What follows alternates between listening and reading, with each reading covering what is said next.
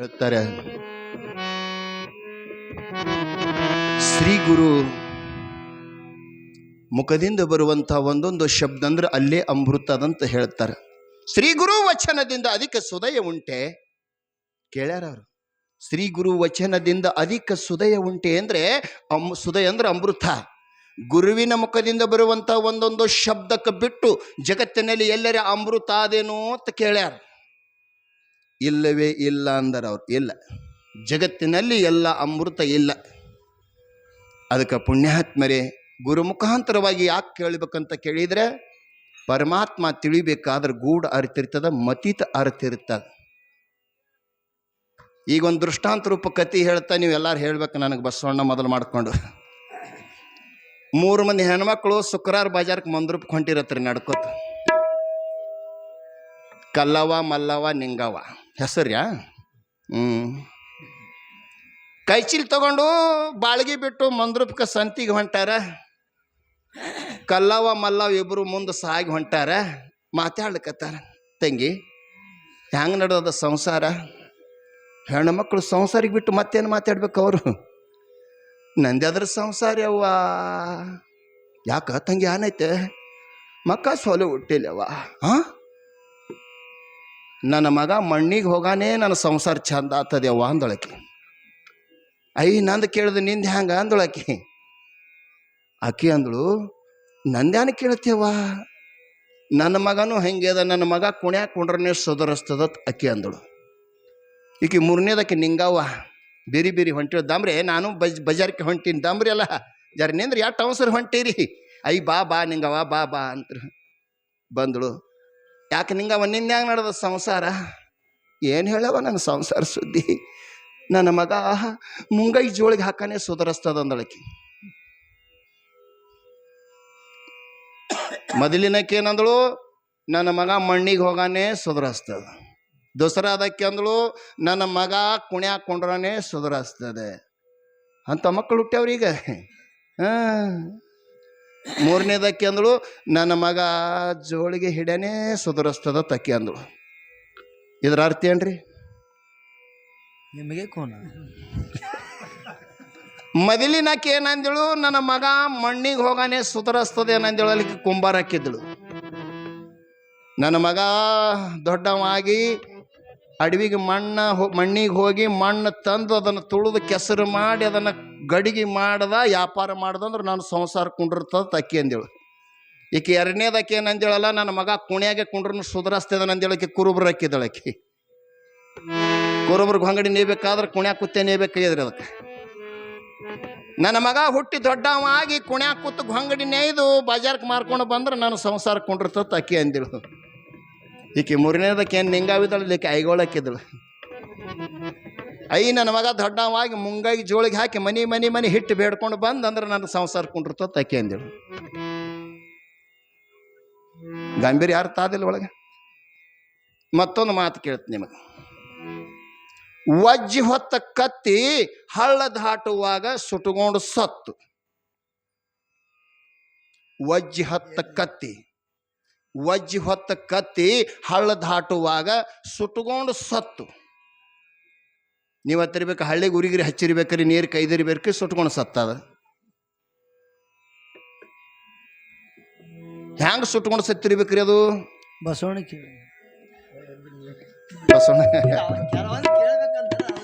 ಹೇಳ್ಬೇಕಾಗ್ತದ ಅಂದಿರಲ್ಲಿ. ವಜ್ಜಿ ಹೊತ್ತ ಕತ್ತಿ ಹಳ್ಳ ದಾಟುವಾಗ ಸುಟ್ಕೊಂಡು ಸತ್ತಾರ ಮಹಾತ್ಮರು. ಹ್ಯಾಂಗ ಸತ್ತದು? ನೀರು ತಣ್ಣಗವ, ಮತ್ತೆ ಹ್ಯಾಂಗ ಸೊಡ್ತು? ಒಬ್ರು ಹತ್ತಾರೆ ಬಡ್ಡ್ಯಾಗ ಉರಿಗಿರಿ ಹತ್ತಿರ್ಬೇಕ್ರಿ, ನೀರು ಕೈದಿರ್ಬೇಕ್ರಿ, ಸುಟ್ಕೊಂಡು ಸತ್ತ. ಹಂಗಲ್ಲ ಅದ್ರದ್ದು, ಬೇರೆ ಬೇರೆ ತರ್ಕ ಮಾಡಿದ್ರು. ಆದ್ರೆ ಮಹಾತ್ಮರಂತಾರೆ, ತಮ್ಮ ವಜ್ಜಿ ಹೊತ್ತ ಕತ್ತಿ ಅಂದ್ರೆ ಮೊದಲು ವಜ್ಜಿ ಏನಿತ್ತು ಅದು ನಿರೀಕ್ಷಣೆ ಮಾಡಬೇಕು. ಆ ಕತ್ತಿ ಮೇಮ ವಜ್ಜಿ ಅಂದ್ರೆ ಸುಣ್ಣದ ಹಳ್ಳಿದ್ದು ರೀ. ಅವು ವಜ್ಜಿ ಅವ ವ್ಯಾಪಾರ ಮಾಡಕ್ಕೆ ಹೊಂಟಿದ, ಹಳ್ಳಿತ್ತು. ಹಳ್ಳ ದಾಟುವಾಗ ಅದು ನೀರ್ನಾಗ ಹೋಗುವಾಗ ಅದು ಸುಣ್ಣ ಹಳ್ಳ ನೀರಿಗೆ ಸ್ಪರ್ಶ ಆಯಿತು, ಅದು ಕುದಿಲಿಕ್ಕೆ ಚಾಲು ಮಾಡ್ತು. ಆ ಸುಣ್ಣಿನ ಹಳ್ಳ ಮೈಯೆಲ್ಲ ಕುದ್ದು ಕಿಶನ್ ಸುಟ್ಕೊಂಡು ಸತ್ತು. ಹೇಳುವ ತಾತ್ಪರ್ಯ ಏನದಂತ ಕೇಳಿದ್ರೆ, ಗುರು ಮುಖಾಂತರವಾಗಿನೇ ದೀಕ್ಷೆ ಯಾಕೆ ತಗೋಬೇಕು, ಗುರು ಮುಖಾಂತರವಾಗಿನೇ ವಿದ್ಯೆ ಯಾಕೆ ಕಲಿಬೇಕಂತ ಕೇಳಿದ್ರು ಇಷ್ಟಕ್ಕಾಗಿನೇ. ಅದಕ್ಕೆ ನನ್ನ ಅಕ್ಕ ಮಹಾದೇವಿ ಗುರುಲಿಂಗ ಜಂಗಮರ ಶಿವಾಚಾರ್ಯರ ಮುಖದಿಂದ ಪ್ರತಿನಿತ್ಯ ಅಧ್ಯಯನ. ಅದಕ್ಕೆ ತಂಗಿ ಚಕೋರಂಗೆ ಚಂದ್ರಮನ ಬೆಳಗಿನ ಚಿಂತಿ, ಅಂಬುಜಗೆ ಭಾನು ಉದಯದ ಚಿಂತಿ, ಅಂಬುಜನಿಗೆ ಬಾನ ಉದಯ ಚಿಂತಿ, ಭ್ರಮರಿಗೆ ಪರಿಮಳ ಉಂಬುವ ಚಿಂತಿ, ಎನಗೆ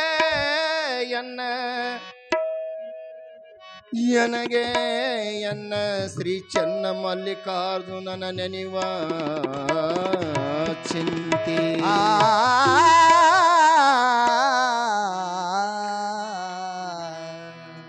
ತಂಗಿ ಧ್ಯಾಸ ಆದ ಮಲ್ಲಿಕಾರ್ಜುನನ ಪ್ರತ್ಯಕ್ಷ ಮಾಡೋಕೋಬೇಕಾದ್ರೆ ಅದು ಗುರು ದೀಕ್ಷೆ ಇಂಗ್ಲಿಷ್ ಕಾಣಿಸಂಗಿಲ್ಲ. ಗುರು ತೋರಿಸದಲ್ಲದೆ ಕಾಣಿಸದಣ್ಣ ಸಾರಿ ಚೆಲ್ಲವ ಮುಕ್ತಿ ಅಂತ ಮಹಾತ್ಮರು ಹಾಡ್ಯಾರ. ಸುಮ್ಮ ಊರ್ದೆ ಪದ ಹಾಡ್ಕೊತ್ಕೊಂಡ್ರದು ಬೇಡ. ಯಾಕ್ರಿ ಅನ್ನ ಕೂತದಿಲ್ಲ ಅಟ್ಟೆ ಎರಡು ಹಗಳ ಮ್ಯಾಗ ತಿಳಿತದೆ. ಗುರು ತೋರಿಸದಲ್ಲದೆ ಕಾಣಿಸುದಣ್ಣ ಸಾರಿ ಚೆಲ್ಲವ ಮುಕ್ತಿ ಅಂತ ಮಹಾತ್ಮರು ಹಾಡ್ಯಾರ. ಈಗ ನಾವೊಂದು ಮಾತು ಕೇಳುತ್ತ ಬಸವಣ್ಣವ್ರಿಗೆ, ಕೌರಾಗ ಹಾಳೆ ಬಿಟ್ಟಾಳಗ ಹಳ್ಳ ಕಣ್ಣಾಗ ಬಿದ್ದಾವಿಲ್ಲ, ಕಣ್ಣಾಗ ಬಿದ್ದ ಹಳ್ಳ ನಿಮ್ಮ ಕಣ್ಣಿಗೆ ಕಾಣಿಸ್ಯದ ಯಾಕ? ಕಣ್ಣಾಗ್ಯದಲ್ಲ ಮತ್ತೆ ಯಾಕೆ ಕಾಣಿಸ್ಬಾರ್ದು? ಕಣ್ಣಾಗ ಬಿದ್ದದಿಲ್ಲ, ಚುಚ್ಚುಲ್ಗತ್ತದಿಲ್ಲ, ಮತ್ತ ನೋಡಿ ತಕ್ಕೋಲ್ಕ್ ಬರಲ್ಲ. ನಿಮ್ಮ ಕಣ್ಣಾಗೆ ಬಿದ್ದ ಹಳ್ಳ ನಿಮ್ಗ ಕಾಣಿಸಲ್ಲ, ಕಣ್ಣಾಗೆ ಇರ್ತದ ಕರೆ ಹಳ್ಳ ನಿಮ್ಗ ಕಾಣಿಸಲ್ಲ. ಅದು ಕಾಣಿಸ್ಬೇಕಾದ್ರೆ ಏನ್ ಮಾಡ್ಬೇಕವ? ಇನ್ನೊಬ್ರಿಗೆ ಕರಿಬೇಕು, ಏ ತಮ್ಮ ಬಾರೋ ಕಣ ಬಾ ಚುಚ್ಚುಲ್ಕತ್ತದ ನೋಡೋ ಎಲ್ಲಿ ಬಿದ್ದದ ತೆಗಿ ಅನ್ಬೇಕು. ಆಳಗ ಅವ ಬಂದು ಹಿಂಗೆ ಹಿಡಿದು ಎಲ್ಲೆಲ್ಲಿ ಏನೇನು ಪ್ರಯೋಗ ಮಾಡಿ ಆ ಕಣ್ಣಾಗ ಬಿದ್ದ ಹಳ್ಳ ಮೆಲ್ಲಕ್ಕೆ ತೆಗೆದು ನಿಮ್ಮ ಕೈಯಾಗ ಕೊಟ್ಟಂದ್ರೆ ಅಲ್ಲಿಂದ ಕಾಣಿಸ್ತದ. ಕಿಶೆದಾಗ ಒಂದು ಕನ್ನಡಿ ಒಯ್ಯದ್ರಿ.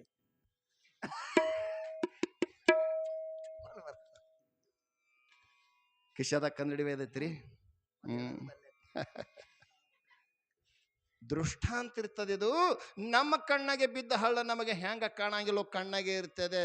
ಹಂಗ ಎಲ್ಲಾನೋ ಪರಮಾತ್ಮ ಎಲ್ಲಾನೋ ಅಂತಾರೆ ನಮ್ಮ ಬಲ್ಲೆ ಅನಕರೆ ನಮಗೆ ಹೆಂಗ ಕಾಣಂಗಿಲ್ಲ.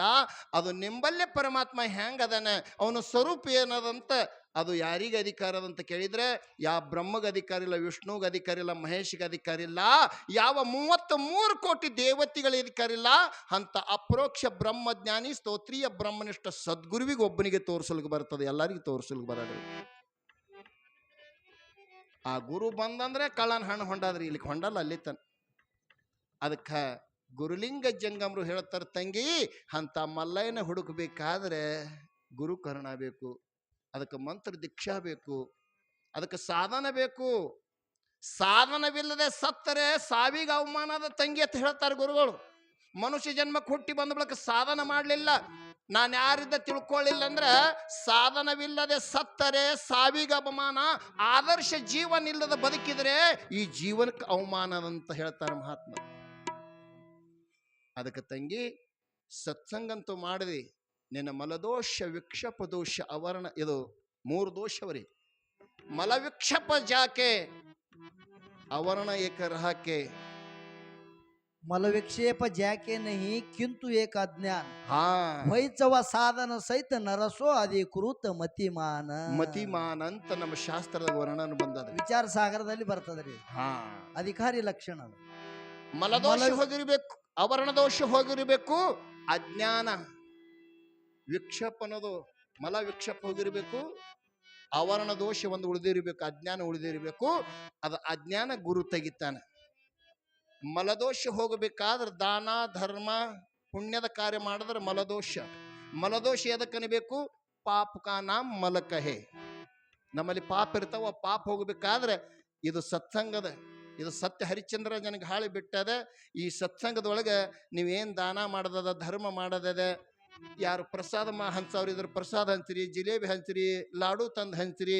ಇಲ್ಲೆಲ್ಲ ಕೂಡಿದ ಎಲ್ಲ ಶಿವ ಸ್ವರೂಪಿಗಳದಾರೆ.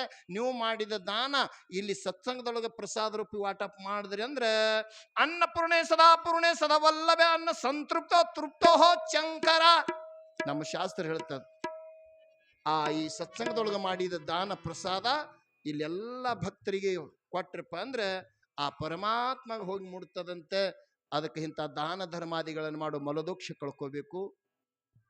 ಸಾಧನ ಮಾಡಿ ವಿಕ್ಷೇಪ ದೋಷ ಕಳ್ಕೋಬೇಕು. ವಿಕ್ಷೇಪ ಅಂದ್ರೆ ಮನದ ಚಂಚಲ, ಅಲ್ಲಿಂದ ಅಜ್ಞಾನ ಒಂದು ಉಳಿತದ. ಅವರ್ಣ ದೋಷ ಅದು ಸದ್ಗುರುನಾಥನೇ ತೆಗಿತಾನ. ಅದು ಯಾನ್ ಮಾಡಿದ್ರೆ ಹೋಗಲ್ರಿ. ಅದು ನೀವು ಎಟ್ನು ದಾನ ಮಾಡ್ರಿ, ಎಟ್ನು ಜಪ ತಪ ಮಾಡ್ರಿ, ಹೋಗಲ್ಲದು. ಅದು ಅವರ್ಣ ದೋಷ ಅಂದ್ರೆ ಪರಿಪೂರ್ಣವಾದ ಒಂದು ಬಾವಿ ಒಳಗೆ ನೀರ ಅದು ಎಲ್ಲ ಹಾಸಗಟ್ಟು ಎಲ್ಲ ಮ್ಯಾಲ ತರಿ ಬಂದದ ನೋಡ್ರಿ, ಒಳಗಿನ ನೀರು ಕಾಣಗೊಡಲ್ಲದು. ಹಂಗ ಅಜ್ಞಾನ ಇದು ಮೋಹಮಯ ಅನ್ನೋದು ಈ ಅಂತಃಕರಣದಲ್ಲಿ ಚೇತನರು ಪರಮಾತ್ಮ ಅದನ್ನೋದು ಮುಚ್ಚಿಬಿಟ್ಟದ ಅಜ್ಞಾನ. ಅದು ಅಜ್ಞಾನವನ್ನು ತೆಗಿಬೇಕಾದ್ರೆ ಗುರುನಿ ಹತ್ತನೆ. ಅಂತ ಗುರುಗಳು ಎಂಥವ್ರು ಬೇಕ್ರಿ ಮತ್ತೆ. ಸಾಮಾನ್ಯರ ಕೆಲಸ ಅಲ್ಲದು. ಅಂತ ಅಪರೋಕ್ಷ ಬ್ರಹ್ಮಜ್ಞಾನಿ ಗುರು ಬೇಕ್ರಿ ಅವ. ಅದು ಸ್ತೋತ್ರೀಯ ಉಳ್ಳವ ಬೇಕು, ಬ್ರಹ್ಮನಿಷ್ಠ ಉಳ್ಳವ ಬೇಕು. ಯಾವ ಶಿಷ್ಯ ಏನು ಪ್ರಶ್ನೆ ಮಾಡಿದ್ರೆ ಆ ಪ್ರಶ್ನದ ಬಿಡುಗಡೆ ಮಾಡ್ಲಿಕ್ಕೆ ಬಂದಿರ್ಬೇಕು ಅವನಿಗೆ. ನಮಗೆ ತಿಳಿಯಂಗಿಲ್ಲ, ಇನ್ನು ಮತ್ತೊಬ್ಬರಿಗೆ ಏನು ಹೇಳೋದು. ಅಂಥ ಗುರುಗಳ ಕೈಲಿ ಉಪದೇಶ ತೊಗೊಂಡ್ರೆ ಅಂದು ಕಲ್ಯಾಣ ಆಗಲ್ಲ.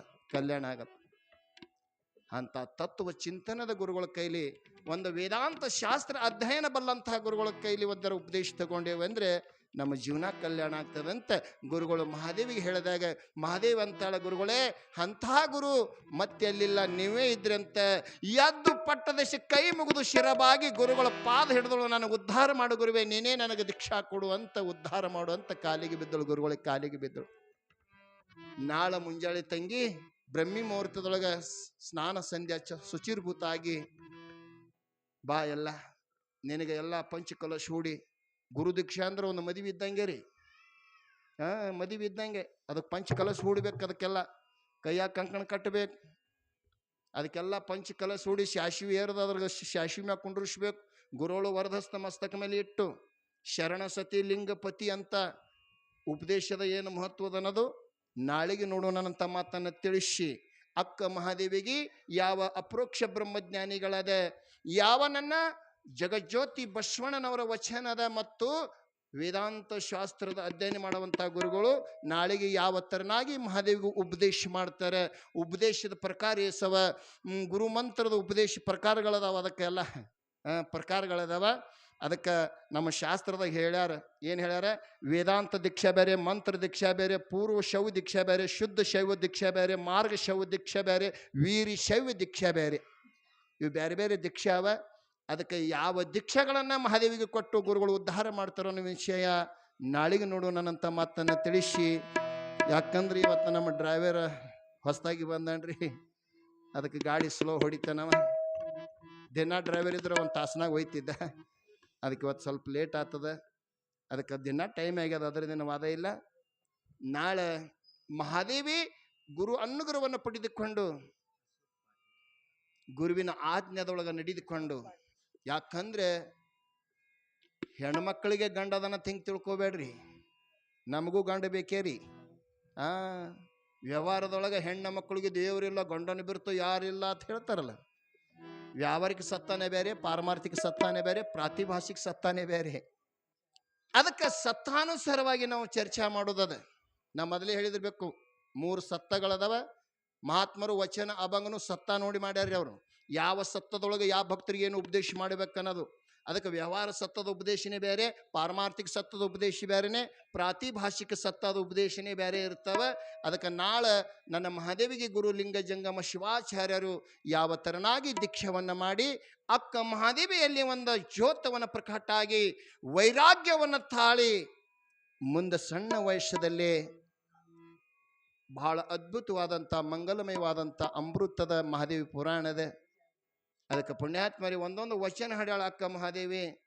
4 ವೇದ 6 ಶಾಸ್ತ್ರ ಗಂಭೀರ ಅರ್ಥದ, ಅದ್ರಾಗ ಅರ್ಥದ ಅಂತಿಂಥ ಅರ್ಥಭರಿತವಾದಂಥ ಅಕ್ಕ ವಚನ ಹಾಡ್ಯಾಳ. ಸಮಯ ಬಂದಾಗ್ರಿ ಮತ್ತೆ ಶರಣರು ಸಹಜವಾಗಿ ಸಮಯಕ್ಕನುಸಾರವಾಗಿ ಮಾತಾಡುವ ಮಾತನೇ ವಚನ ಆಗ್ಯಾವ. ನಮ್ಮ ಸಂತರು ಸಮಯಕ್ಕನುಸಾರವಾಗಿ ಮಾತಾಡುವ ಮಾತು ಇವತ್ತು ಅಭಂಗ ಆಗ್ಯಾವ. ನಮ್ಮ ಮಾತೇನಾತಾವ, ನಮ್ಮ ಇವು ಗಾಳಿಪಟ್ಟ ಮಾತೇ ಇವು. ಏನು ಕಾಯಿನೂ ಗಟ್ಟಲ್ಲ, ಹೂನು ಗಟ್ಟಲ್ಲ.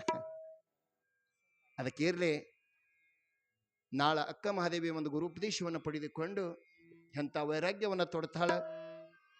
ತಾಯಿದು ಮಗಳದ ಜಗಳ ಪ್ರಾರಂಭ ಆಗ್ತದ್ರಿ. ನಾನು ನಿಜ ತಿಳಿದ ಮೇಲೆ ನಾನಲ್ಲ ಅನ್ನೋಂಥ ಉಪದೇಶ ಆಗ್ತದ ಮಹಾದೇವಿಗೆ. ಅದಕ್ಕೆ ನಾಳೆ ತಾಯಿಯ ಮಗಳದ ವಾದ ವಿವಾದ ನಡೀತದ್ರಿ.